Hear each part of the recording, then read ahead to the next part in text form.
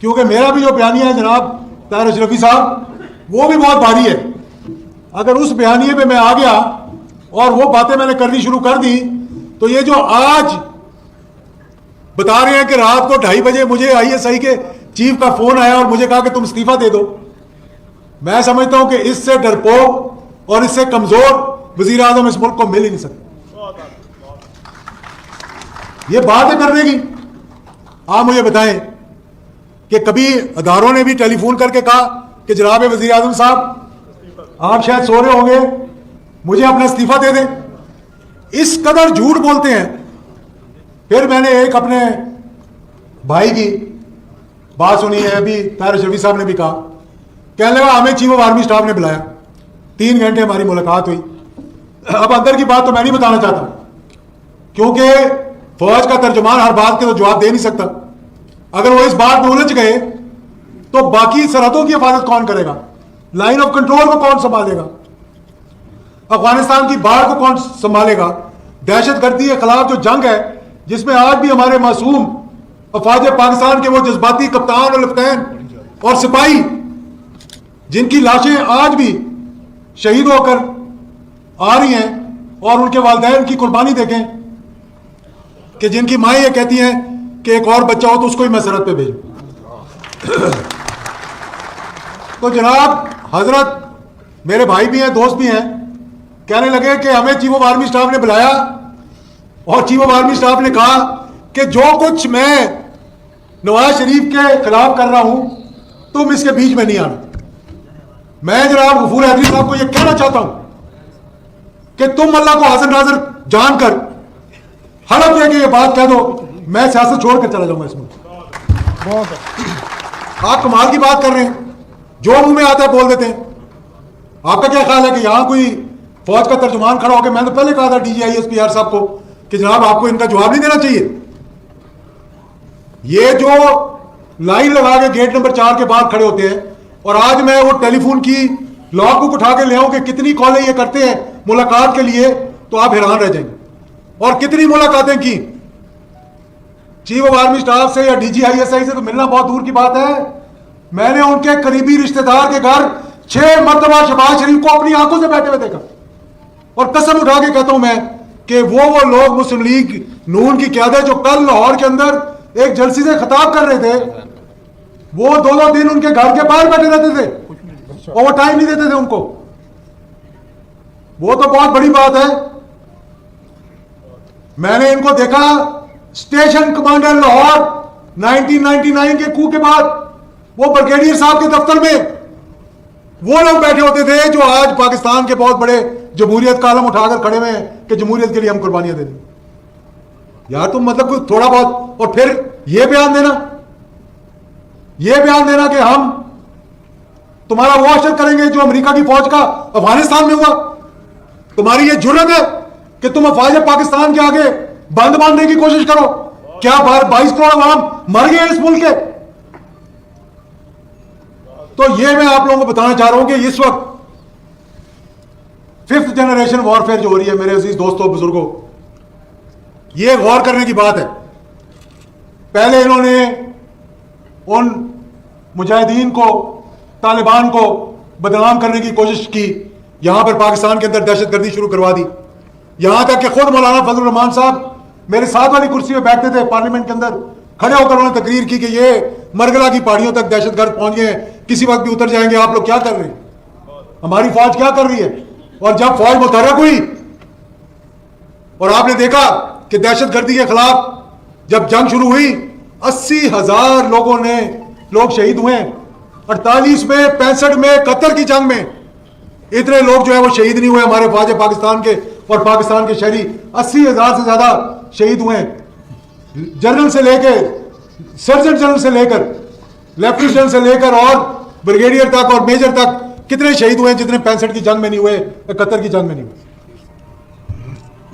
और वो जंग हमने लड़ी, हमारी फौज ने लड़ी और आज भी लड़ रही है। कौन था उसके पीछे? हिंदुस्तान था उसके पीछे, CIA था उसके पीछे, मुसाद थी उसके पीछे। ये तमाम एजेंसियां जो पाकिस्तान को कमजोर करना चाहती थी, अल्लाह के फजल करम से फिर वो हमारे कायदीन थे जो आज शुक्र अल्हम्दुलिल्लाह इंग्लैंड में बैठे हुए कोने के अंदर अल्ताफ हुसैन साहब जब ये तकरीर करते थे 3-3 घंटे टेलीविजन के ऊपर, और कभी डीजी रेंजर्स को बुरा भला कहना, कभी किसी को बुरा भला कहना, और हशर ये हुआ कि आज कोई पाकिस्तान में उनका नाम लेने के बाद बेशक कि हमने गलती की कि पाकिस्तान बना दिया, खुद जाकर हिंदुस्तान के अंदर बोला उसको। इनको तो पता ही नहीं कि मुल्क कितनी कुर्बानियों से बना था। उसके बाद गुलबशन यादेव जैसे लोगों को भेज दिया इस मुल्क के अंदर। उसके बाद इन्होंने दहशतगर्दी शुरू करवा दी, आज कराची में भी अमन हो गया। अब इस वक्त मैं आपको बताना चाहता हूं मौलाना साहब, शायद आपको इस बात का इल्म नहीं है कि 2.5 अरब से ज्यादा रकम पाकिस्तान के अंदर भेजी गई है फिरका वारियत को तूल देने के लिए। उनको पता लग गया है कि पाकिस्तान की फौज अल्हम्दुलिल्लाह इस मुल्क को कमजोर नहीं होने देगी। आप वो क्या चाहते हैं कि शिया सुन्नी को लड़वा दें, बरेलवी देवबंदी को लड़वा दें, अहले हदीस को आपस में लड़वा दें और एक दूसरे को बुरा भला कहें। ये तो हमारे उलमा की मेहरबानी है जिन्होंने मुहर्रम में काबू कर लिया। और आज फिर इस मुल्क के अंदर, ये बात भी मैंने बहुत से उलमा इकराम को कही, पिछली तरह अहमदुल्लाह साहब चले गए, यहाँ बैठे, इनके फंक्शन में मैंने ये बात कही थी कि इस मुल्क के अंदर उलमा इकराम की कमजोरी है कि वो एक प्लेटफॉर्म पर इकट्ठे नहीं हुए। क्या ला इलाहा इल्लल्लाह मोहम्मद रसूलुल्लाह के कलमे पे ये बनने वाला मुल्क कि पाकिस्तान का मतलब क्या, ला इलाहा इल्लल्लाह मोहम्मद रसूलुल्लाह। और फिर हमें इधर इस मुल्क के अंदर जहां 22 करोड़ अवाम मुसलमान है, कलमा गो है, फिर हमें तहफ़्फ़ुज़ नमूस रिसालत की जरूरत पड़े। अगर हम सब इकट्ठे हो, मैं यकीन से कहता हूं कि किसी की जुर्रत नहीं कि वो खत्म नबूवत के खिलाफ बात करे। बेशक किसी की जुर्रत हो सकती है? हरगिज़ नहीं। ये हमारी अपनी कमजोरी है कि अज़मत सहाबा बहुत बड़ी बड़ी रैलीज निकल रही। क्या वजह हुई है कि हमारी कमजोरी की वजह से उन पे उंगली उठी, उनके बारे में बात की गई पाकिस्तान को कमजोर करने के लिए, और हम उसका निशाना बनते जा रहे हैं। तो आज मैं इन लोगों से पूछता हूं कि कौन यहां पर, मैं तो उस बयानिए पे अभी आना ही नहीं चाहता, जब उस बयानिए पे आऊंगा शायद आप लोग बोझ ही ना उठा सके उसका, क्योंकि मैं इनके अंदर की बात बताऊं आपको कि ये क्या करते रहे माजी के अंदर। आज कहते हैं कि मेरे बयानिए का बोझ उठाना बड़ा मुश्किल है। कहां था वो बयानिया? मुझे बताएं, कहां था वो बयानिया जब आप जनरल जिलानी के घर बैठे के बाहर बैठे रहते थे सारा दिन? किधर था वो बयानिया? कहां था वो बयानिया जब आपकी बोरी से पीर पगाड़ा ने कहा कि दाने गिरने शुरू हो गए और ज़ियाउल हक शहीद ने जाकर कहा कि मैंने उस बोरी को सी दिया? कहां था वो बयानिया? दाने तो सारे गिर चुके थे, जा चुके थे। कहां था वो बयानिया जब ज़ियाउल हक शहीद ने कहा कि मेरी उम्र भी इसको लग जाए? वो फौज जिसने आप लोगों को पाला, कोई चीफ ऑफ आर्मी स्टाफ को अपना डैडी कहता था, कोई उसकी पार्टी का सेक्रेटरी जनरल बन जाता था। जवेद इकबाल साहब, आपका भी शुक्रिया कि आप तशरीफ लाए, खान अब्दुल कयूम खान के साथियों में से, और ऑर्गेनाइजर है खान अब्दुल कयूम खान मुस्लिम लीग के, आज सुबह सरहद के बड़ी देर से बैठे हुए, इनकी उम्र भी बड़ी है। आप जैसे लोगों पे हमें फख्र होना चाहिए कि आपने मुस्लिम लीग के लिए सारी सारी उम्र गुजार दी, और कमर कुतल साहब ने और बाकियों ने। तो मेरे दोस्तों और बुजुर्गों, मैं सिर्फ ये आपको बताना चाहता हूँ, इंशाल्लाह इस्तिकाम पाकिस्तान का सिलसिला रुकने वाला नहीं है। इंशाल्लाह ये तो इब्तिदा है, इसको इंशाल्लाह हम इंतहा पे लेकर जाएंगे, और उस इंतहा पे लेकर जाएंगे कि जहां ये किसी की जुर्रत नहीं होगी कि पाकिस्तान के दफा के खिलाफ, पाकिस्तान की फौज के खिलाफ, पाकिस्तान की सरहदों के खिलाफ, पाकिस्तान के दुश्मन बनकर आप ये बयानियां देना शुरू कर दें। पहले भी ये हो चुका है जनाब। मुझे याद है वो दिन कि जब मैं बैठा हुआ था और मैं हैरान रह गया सुनकर कि अपने ही मुल्क के जो हमारे वजीर आजम थे कहने लगे ये बंबई में जो हमला हुआ है ये हमने लोगों को भेजेगा। वो खुदा का खौफ कर रहे। वो अजमल के साहब का मैं आज तक नहीं पता कि पाकिस्तानी था भी कि नहीं था। ये साजिशें हैं पाकिस्तान के खिलाफ कि जी ये स्टेट एक्टर है, ये नॉन स्टेट एक्टर है, जो पाकिस्तान का दफा करे, जो पाकिस्तान के लिए अपनी जान की कुर्बानी दे, जो पाकिस्तान। आज क्या वजह है कि अफवाज पाकिस्तान दुनिया की टॉप की फौजों में आती है, और यानी कि मुझे याद है वो 5वीं OIC की, ज्यादा टाइम नहीं लेता, मगरिब की नमाज का वक्त होने वाला है। मैं कुवैत में था, 5वीं OIC की मीटिंग हो रही थी, हम स्टेज पे बैठे हुए थे, यासिर अरफात तकरीर कर रहा था,